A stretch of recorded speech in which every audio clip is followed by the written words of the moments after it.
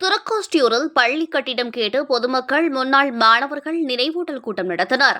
சிவகங்கை மாவட்டம் திருப்பத்தூர் அருகே திருக்கோஷ்டியூரில் பள்ளி கட்டிடம் கேட்டு பொதுமக்கள் முன்னாள் மாணவர்கள் நினைவூட்டல் கூட்டம் நடத்தினர்.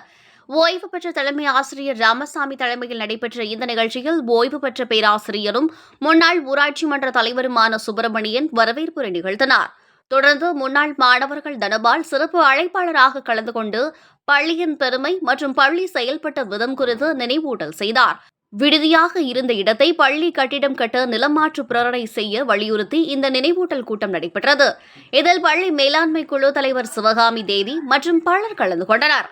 திருக்கோஷ்டியூரில் கடந்த 1961ஆம் ஆண்டு அரசு உயர்நிலைப் பள்ளி கட்டப்பட்டு சுற்றுவட்டார கிராமப்புற பகுதி மக்களின் கல்விக்கு மிகவும் உறுதுணையாக செயல்பட்டு வந்தது.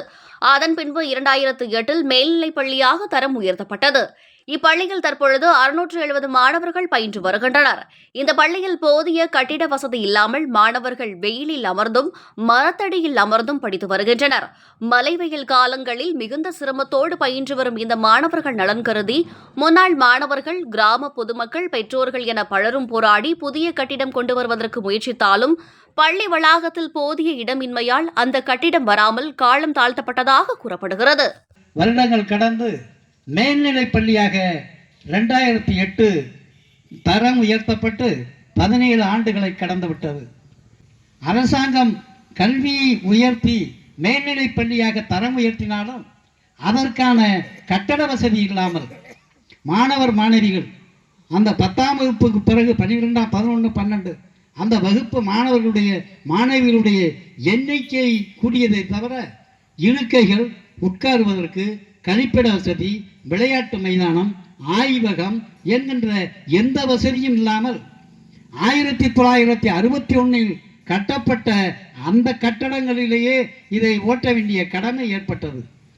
நம்முடைய பாய்ஸ் ஹாஸ்டல் பழைய 1979 அதுக்கு பிறகு மாணவர்களுடைய எண்ணிக்கை குறைந்த காரணத்தினால் மாவட்ட பிற்படுத்தப்பட்டோர் நலத்துறையின் கீழ் இயங்கிக் கொண்டிருந்த திருக்கோட்டியூர் அரசு பிற்பற்றோர் நல விடுதி இழுத்து மூடப்பட்டது. அந்த பிற்பற்றோர் நலத்தினுடைய ஆணையர் சம்பத்ன்றது எங்களுக்கு இந்த இடம் வேணாம், எங்களுக்கு இந்த இடம் தேவையில்லை, நாங்கள் கல்வி சாலையில் பயிலக்கூடிய மாணவ செல்வங்களுக்கு உணவு கொடுத்தோம், இப்போ உணவு கொடுக்கிற அந்த கட்டணம் இல்லைங்கும் போது கல்வியை கொடுக்கக்கூடிய கல்வி சாலைக்கு வழங்குவதில் பெருமை அடைகிறோம், இந்த ஊர்ல கல்வி செல்வங்கள் வளரட்டும் அப்படின்னு புன்புறுவலோட நம்ம மேல்நிலை பள்ளி தலைமை ஆசிரியர்கிட்ட வந்து அந்த லெட்டரை கொடுத்து போயிட்டார்.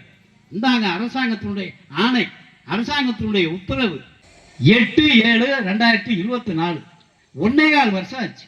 1.25 வருஷமா இந்த பேப்பர் சிவகங்கை மாவட்ட கலெக்டர் ஆபீஸ்ல இருந்து சென்னையில் இருக்கக்கூடிய நில நிர்வாக ஆணையர் சேஞ்ச் ஆஃப் கிளாரிபிகேஷன் பண்ணக்கூடிய தமிழ்நாடு முழுவதுக்கும் உள்ள நில நிர்வாக ஆணையர் சேப்பாக்கம் சென்னை 5ல் இருக்கக்கூடிய கடிதங்களுக்கு போய் சேர்றதுக்கு 1.25 வருஷம் ஆச்சு.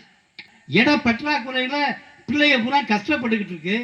இதுல அந்த கடிதம் போய் சேர்றதுக்கு குரியர்ல போட்டா மறுநாள் போயிடும், தபால்ல போட்டா மறுநாள் போயிடும். ஆனா இந்த கடிதம் போய் சிவகங்கை கலெக்டர் ஆபீஸ்ல இருந்து போய் சேர்றது, சென்னையை போய் சேருவதற்கு 1.25 வருஷம் ஆச்சு. இது எங்கே தாமதம், எதனால் தாமதம், இந்த தாமதத்திற்கான காரணம் என்ன? இந்த பிற்பட்டோர் நலத்துறைக்கு பணம் கட்டணுமா? இல்லையே. இல்லை யாருக்கும் பணம் கொடுத்து காரியம் பண்ணணுமா? இல்லையே. பணம் கொடுத்து காரியம் பண்றதுக்கு இது தனியார் பிரச்சனையா? பணம் கொடுத்து காரியம் பண்றதுக்கு இது கல்வி சாலைகள் எல்லாம் சோலையாக ஆக்க வேண்டும்னு நம்ம அன்பில் மகேஷ் பொய்யாமொழி அமைச்சர்ல இருந்து கோவை செழியன்ல இருந்து எல்லாரும் சொல்றாங்களே, பார்க்கிறோமே தொலைக்காட்சியில, கல்வி சாலைகள் எல்லாம் சோலையாக ஆக வேண்டும். சோலையாகணுன்றது இப்படி சீமக்கருவியில சகதியில நாங்க கருத்துக்களை எடுத்து சொல்ல தொலைக்காட்சி நண்பர் இதை தொலைக்காட்சியில சட்டமன்றம் நடந்துகிட்டு இருக்கும் போது ஒளிபரப்ப வேண்டிய அவசியம் என்ன வந்துச்சு? என்ன இதுல என்ன எங்கே தாமதம், எதுனால தாமதம், ஏன் முடியல, என்ன காரணம்? அதனால காரணம் தெரியாமத்தான் 4ல இருந்து எல்லாருமே இங்க உட்கார்ந்துருக்கோம். அவங்களுக்கு என்ன தெரியும்? சரி பள்ளிக்கூடம் வந்துடும், சரி இது பண்ணிடலாம், இவ்வளவு நாளாக்கா இடம் இல்லை இருந்தாங்க, அதான் சுட்டவங்குடியில் பார்த்தா 8வது முடிய தான் படிச்சிருக்கேன். மேல் படிப்புக்கு போக முடியல, பக்கத்தில் கல்லல் போகணும்.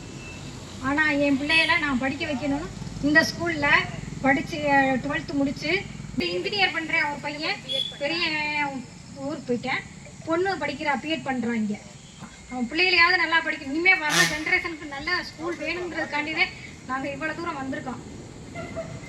எல்லாரும் நினைக்கலாம் போகிறாங்க வர்றாங்க வேலை இல்லாமல் வந்து நிற்கிறோம்னு நினைப்பாங்க. நாங்கள் அந்த எண்ணத்தில் வரல. நம்ம ஜெனரேஷனாவது நல்லா படிக்கணும், நல்லா முன்னேறணும் அப்படிங்கிற நோக்கத்துக்கூடவே நாங்கள் வந்திருக்கேன்.